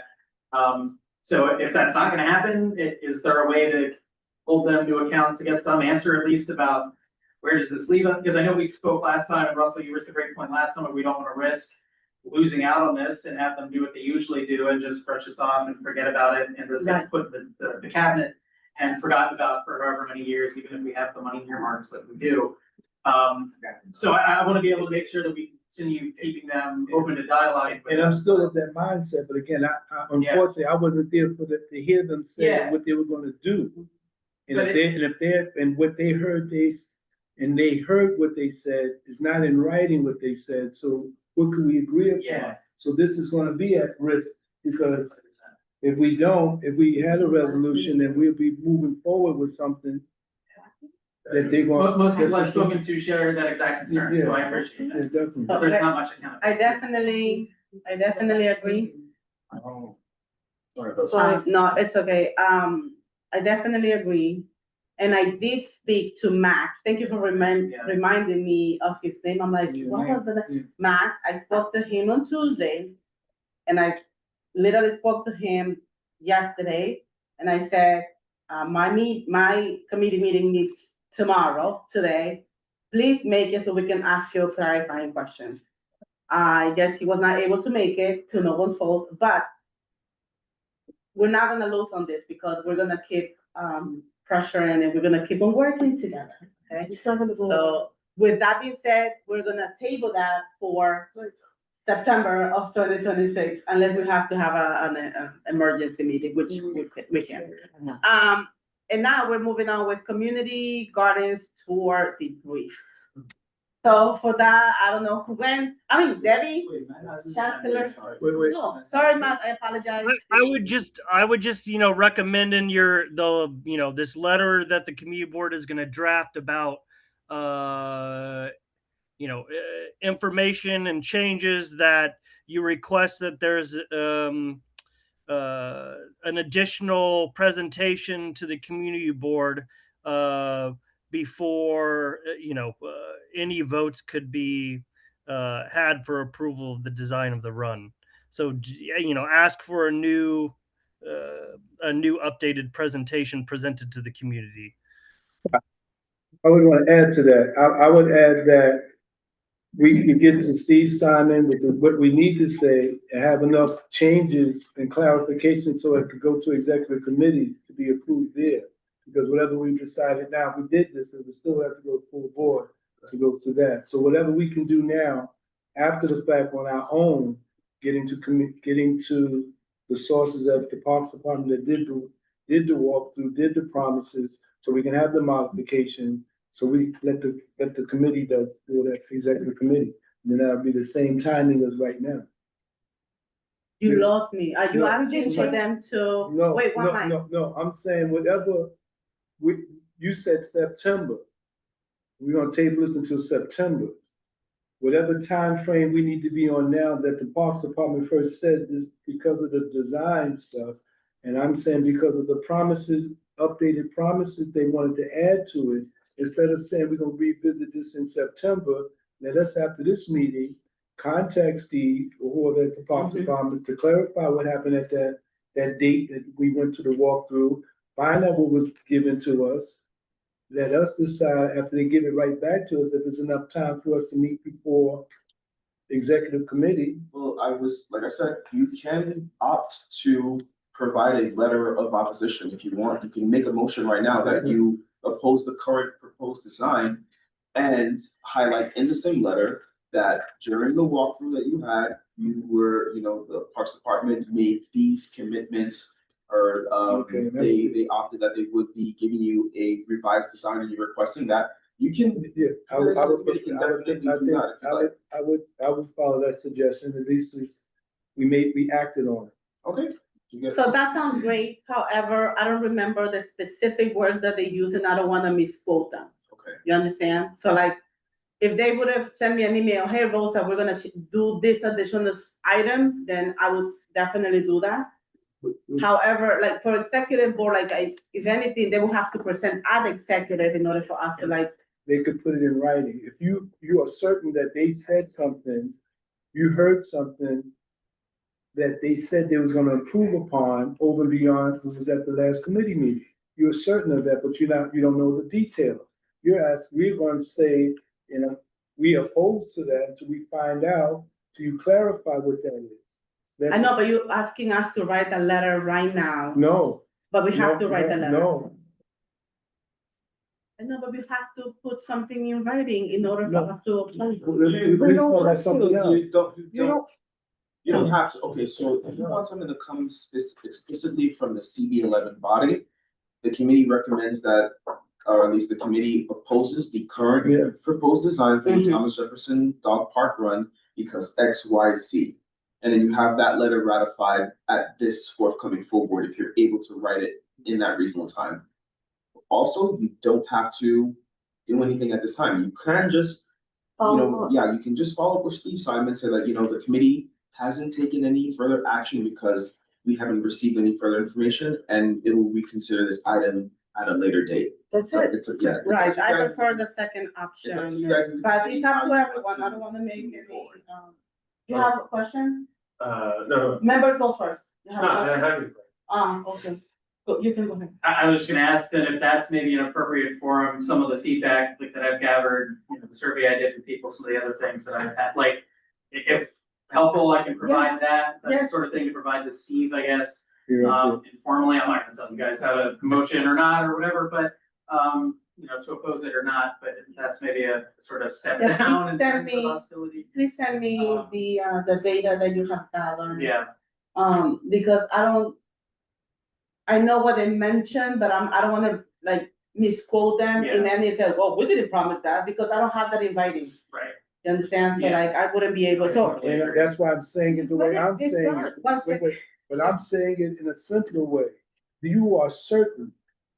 He's certain that they said they were gonna make an improvement. Yes. The details, you're not certain, you're not. I'm not certain of the details. But you can say that in a statement. You promised to do some improvements over and beyond the meeting before. So, hey, it's up to you guys if you wanna take a motion or if you wanna table it. Let's just leave, till- because there's no clarity, let's just leave. Okay. Yeah, okay, we'll continue with the initial of tabling, and I'll have a conversation with Steve and see what we can do. And then this gentleman, you will forward us Yes, and like the data and information that you required, forward it to us, and then Yes. Rosa, we can have a It'll be- conversation with Steve. Yes. Saying these are the, input we received from community members, we'd like to see this in conversations moving forward. Especially because I knew that this meeting was happening, you understand, and it would be great to have someone from the design team and say, hey, we promised A, B, C. Yeah. So then we can do, okay, we're gonna approve it because, but right now, we don't have anything on the, okay. Okay. So we're gonna move on. Thank you, yes, let's move on, with community gardens tours. First, just in case, this Sunday, Debbie. What? This Sunday. Yeah, no, I'm painting this Sunday, sorry. I'll be there. I'm painting. Just so you know, we move a couple of I know, Saturdays. To, make everyone I know. try to join, I but apologize for that already. no problem. So this Sunday, June 7th, everyone knows, I already sent it to everyone via email. Please check your emails. I'm also gonna put it in our little chat. Yes, take a picture. The board office is gonna send it via email. Chancellor, because I was not present. I'll be able maybe to meet you after. Okay, so this past Saturday, the 30th, Russell, Debbie, Malik, and I, went to the 3 gardens, Harlem Rose Garden. I'm just gonna go in the list of order, how we got there. The Harlem Rose Garden was the I'm first able to one. meet you. She Debbie beat me there. The very, one of the concerns that they were having is lack of water, which we also saw in other gardens as well. This garden in particular is not a veggie garden, it's more a memorial garden. And that they do regular events and others can be scheduled. They have about 50 members. One of the biggest complaints, they stated that they have tried reaching out to the board through the website, but no success. They also said that not seeing LC or other council members stop by the garden is also an issue. And they feel like the gardens aren't being heard. There's also a big lack of electricity. And they're saying again a lack of sun due to the housing crisis. Yeah. That with the new housing and everything, they're blocking out the sun for the garden. For the issue of reaching out to the board, Malik and I gave them the ESOP email, EOSP email address, so they can directly email that. And so, am I missing anything that you guys? For the Rose Garden? Yes. The Memorial Garden? Yes. No, the same thing, water, electricity. We encourage them to reach out to their elected officials to try and organize an event that they can go every year to kind of state their concerns. And they host live events. They have musical concerts and they have performances there. So it's a nice space. I mean, something that you didn't know that was happening on 129th Street. So that was, and they were very gracious. They were very nice. They gave us information and stuff like that. They were early. Yeah. Which is good. By the way, all my notes are in the Google Drive on Tyler Community Gardens Tour 2026. So I just be using one Google Drive. The next place we went to was the Jackie Robinson Community Garden. There's no access to this garden as construction is being done right next to it. They're building housing, which construction should be done by the end of summer. But right across the street from there is the El Barrio Gardens of Angels. I do have notes, but since Saturday, there was a fire. There was a fire at the Yes. space. Which they are here. That was so crazy. And we want to provide this space for, you finished what we? Yeah, I want to provide space for them to talk because the things that I wrote down, the things that they need, I think. Might have increased. It might have increased. I think it's what the new needs are more supersedes for what they're asking for now. Okay. Hello. Hey. Jason. So yes, our concerns was basically like the foundation for the house because there's nothing under there and all the rats. They're just going under there. There's a whole bunch of holes. So that was our biggest concern. We did have others, but that was like the main focus. And then the other day she was at work, I'm coming from work, we got a phone call from the super in the building next door. The garden is on fire. We rushed there. And the whole casita was like, improved. Do you know what started it? Do you know what? There's different talks about what started the fire, so I don't wanna say one thing and that's not true. Some people say that somebody was smoking and they threw it from the front gate and they hit something and they So the lady on the exploded. scene said to the fire department that she was out there Right. and she seen somebody on the bike riding by and they threw either a cigarette or something at the side. And then somebody said it could have came from somebody who The was window, from the and there was window. a scaffold there. In the building. So we. But that's crazy. So there's a lot of talk on how it happened. Right. But it already happened. Yeah. So now we're trying to move forward No, I get and it. see I just- what steps we could take to try to rebuild the community garden again. Jason and I, and also his brother Luis, we've been working on this garden for 2 years. Before that, it's been abandoned for almost 5 years, if I'm not mistaken. So the casita was always there, but it was just damage to the garden, period. So we just trying to move forward and basically ask for help because the casita is still there. But if there's like a strong wind or it could just come down at any time. So we don't know how to move forward from trying to bring the house completely down so they can start cleaning it up. Because, like, we need the steps to move forward, because we just, Yeah, so with that regard, go ahead. Yeah, has anybody from Parks reached out to you guys? So we actually reached out to Ashley. It's very hard to get in contact with them. Like very hard. So after maybe like 10 phone calls that I made, she called me back. And then I told her and it basically was just leave it. I'll reach out to my resources, see what we can do. So with that regards, I was gonna say, it's not Parks, it's Green Thumb, Yeah, Chief Green Thumb, Ashley, yeah. right? So what we're gonna do, I'm gonna personally reach out to her too, because I'm so sorry that happened there. But we can definitely do something, maybe like, like scraping some seeds, maybe like revitalize it, maybe reach out to, I think that's council member Yusuf Salam. We'll get in contact with him and see what he can do also.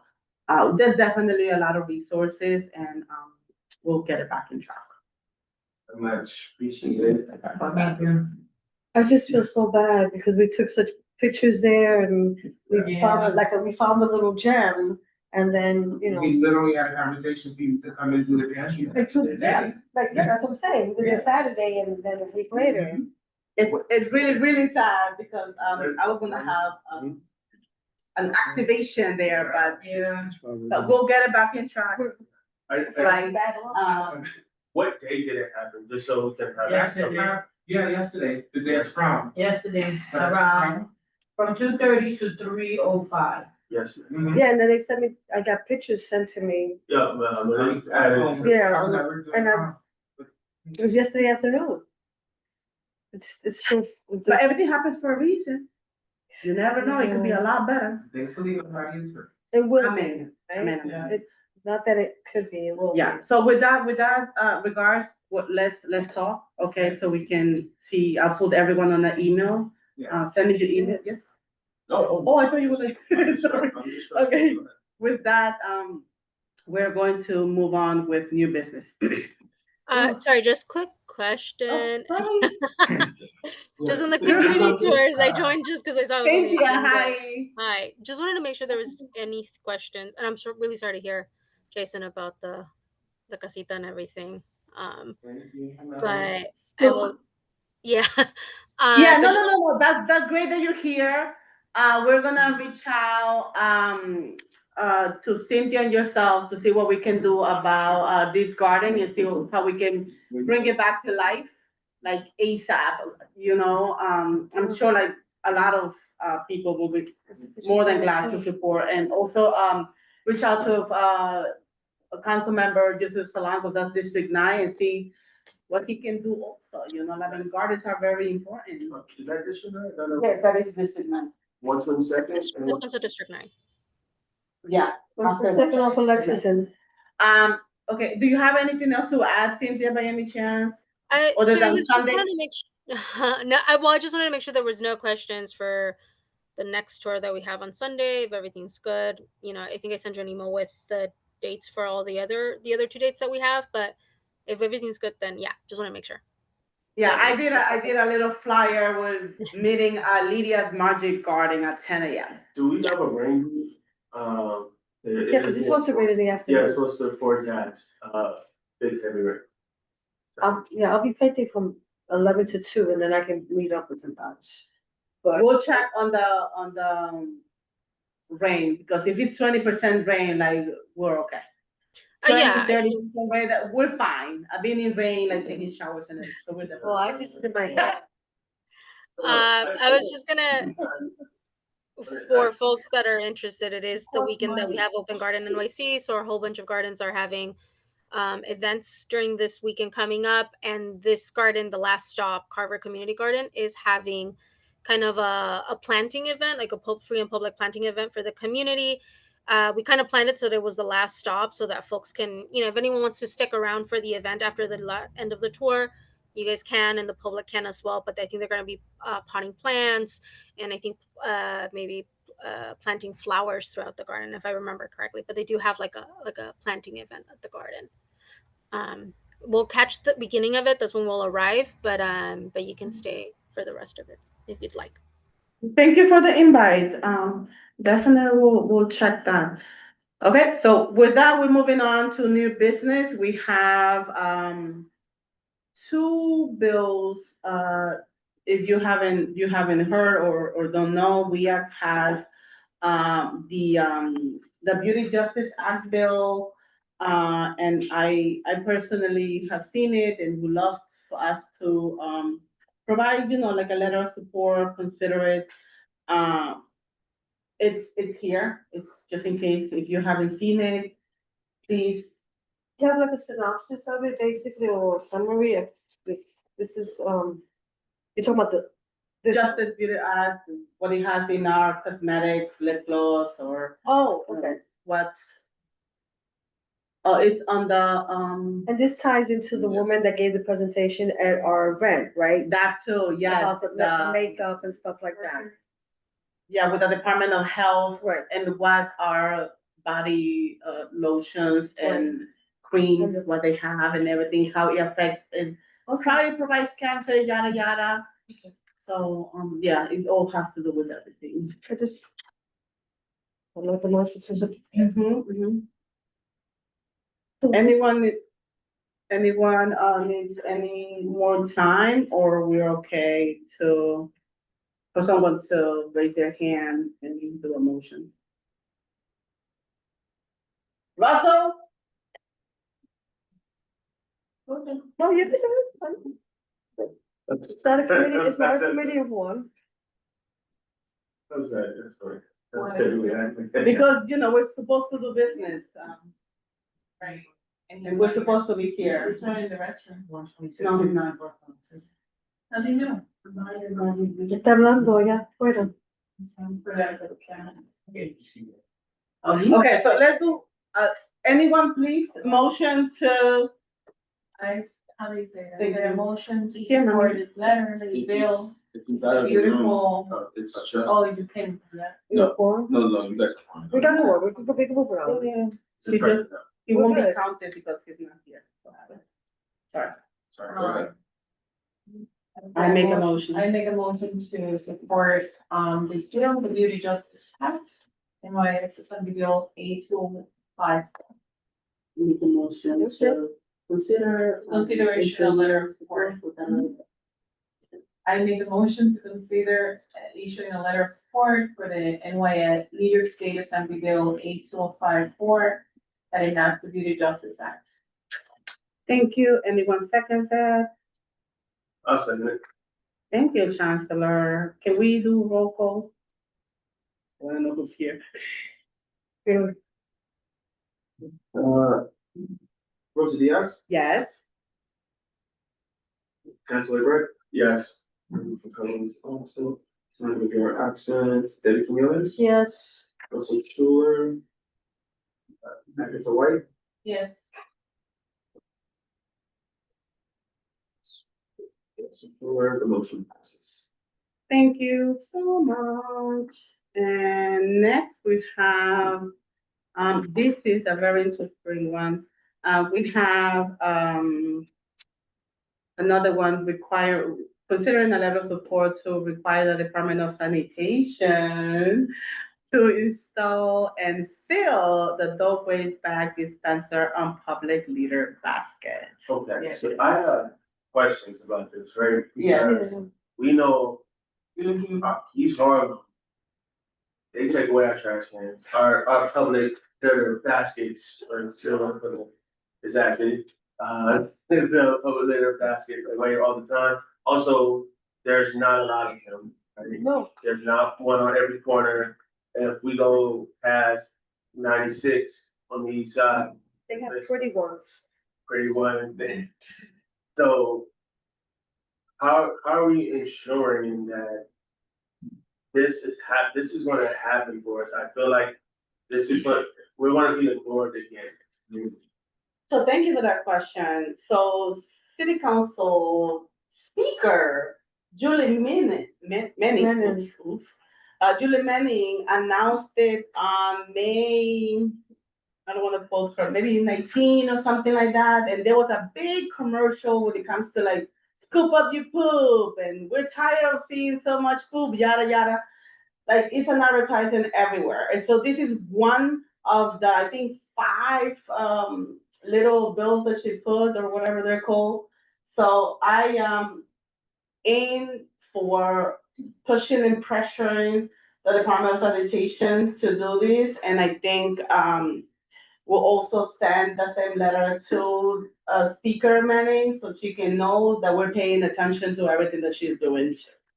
Yeah, I just want to make sure that that we get our public litter baskets in our community, because we're short. Like we just had a presentation, I think it was a month ago or 2 months ago about the catch basins, right? Clearing it and the correlation of having the trash can right next to the catch basin. So I just wanted to make sure that when we do send this letter of support, that we make sure that it's highlighted that our community district will need to see an increase in public litter baskets. Love it. So if you guys do letter, sorry? No, go ahead. If this committee does opt to provide a letter of support, there will be the draft documents that are always made available to you guys. You guys can always access them and put in what you specifically want for the letter and make sure that's available for the full board before it ratifies it, okay? Thank you so much, Kelly. Exactly. I was gonna say, no, you could just say no. Right? No, listen to me. No, true. No, you can say no, and then Julie Manning would be like, well, why did you say no? Right? And then you tell her, because we have not yet, we don't have equitable trash, we're being ignored. Why would we support something when we're being ignored? With the hope of maybe oh, because we said yes, oh, thank you so much, and then, you know, they could bypass us again, so you have options. Sure. Russell? I mentioned in a couple of meetings ago that we don't have regular garbage cans in our neighborhood. It was already. But that's what you told me. They pop up in there. It was when you were outside. But I didn't know what public litter baskets mean. I know we need we need garbage truck, the cans. Yes. We need the cans. Thank you. Chancellor? Say You have any sometimes you could questions? say no. And they won't, I mean, it's not like it's gonna make you look bad, it's just gonna be like, I know, like. Okay, so just one minute, because everyone's speaking over each other. Yeah, no, Um, cause I do support it. I get it, believe me, that's my frustration every day, but we have to take action. Then with that, it's a little, you know, like a little step into, hey, Speaker Manning, Community Board 11, Environment, Open Space and Parks is doing the work. Here it is, you know what I mean? Any other questions? Otherwise, let me know. I mean, to Chancellor's point with the removal of litter baskets, that's probably why that data showed that there were more complaints in this neighborhood. Maybe people didn't have anywhere to throw it out, so they left it there, and that it just creates a snowball effect. Especially on the snow. Yeah. Okay. I'd rather do it with, the condition. Japan has no trash basket and they have no trash in their streets, so there is no excuse. Really, yes. True, but baskets are missing sometimes. Does anyone wanna make a motion? Thank you. No, it's my name. I said a motion to consideration a letter of support for. I'm not sure what INC stands for. With the bill 0857-2026, requiring the Department of Sanitation to install and fill dog waste bag dispensers on public litter baskets. Any second? no. Who will provide the baskets? I'll second it. Okay, roll call to see who is,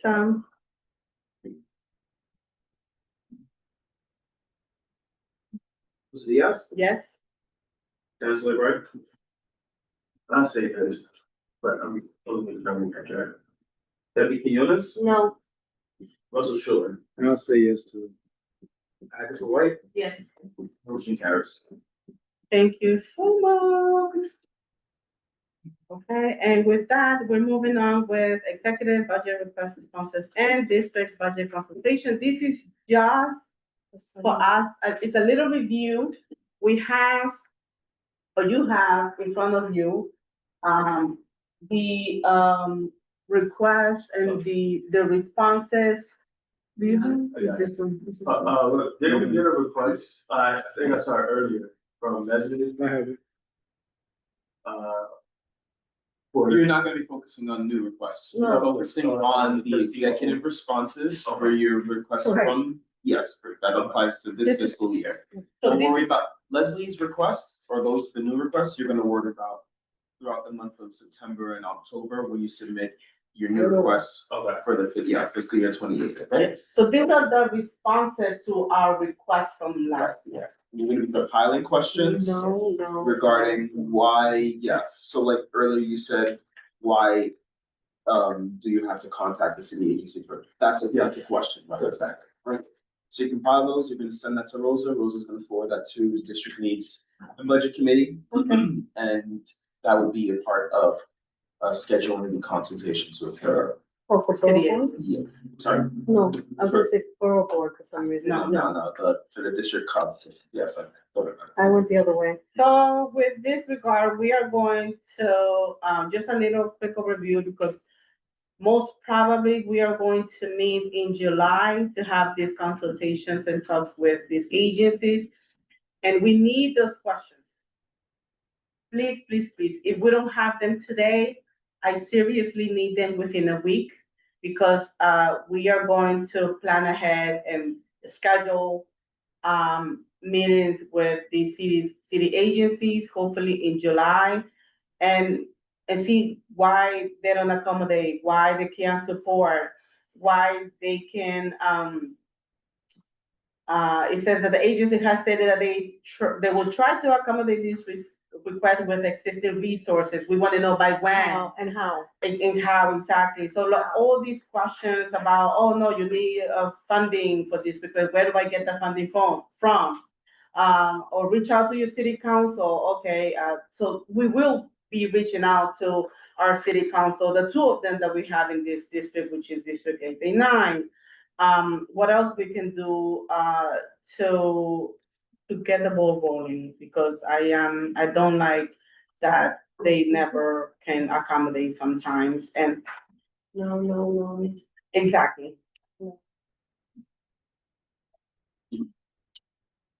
So, with that regards, we will hopefully write a question and send it to Rosa, and we'll compile it, and I can send you guys the date and time when we're meeting with the city agencies, and hopefully maybe you guys are able to make it or listen in, and we can move on. Yeah, because it says here, the first one, it says agency does not support and cannot accommodate. And this is about getting water to the gardens, which is like a big thing for us. Yeah. Exactly. There is always a solution. And it says, I'm sorry, it says, please could contact the agency directly and promptly for more information. So that'll be for the consultations with DEP to say, Right. can you explain in detail why it is that? Right. And they'll explain to you that it's not within their mandate or purview. They'll if they give you that response, then they're able to sidestep it. That's not their thing. Right, but there's ways to get water into the gardens. I've seen it happen. So, okay, so we are going to move on. Any other questions? So just like moving like on what you just said about the water, our issue before all of this was the building being built across the street. You blocked it up, so we had no access to water. So I would have to bring water from upstairs and my big water jugs to water plants and stuff. That's not enough. Yeah. I used to have to like come up there. Or wait for it to rain. So I then got a net and put over a barrel to collect the rain. I use that as well. But you were being proactive, so I like that. Thank you so much. So with that, we are going to move on with roll call.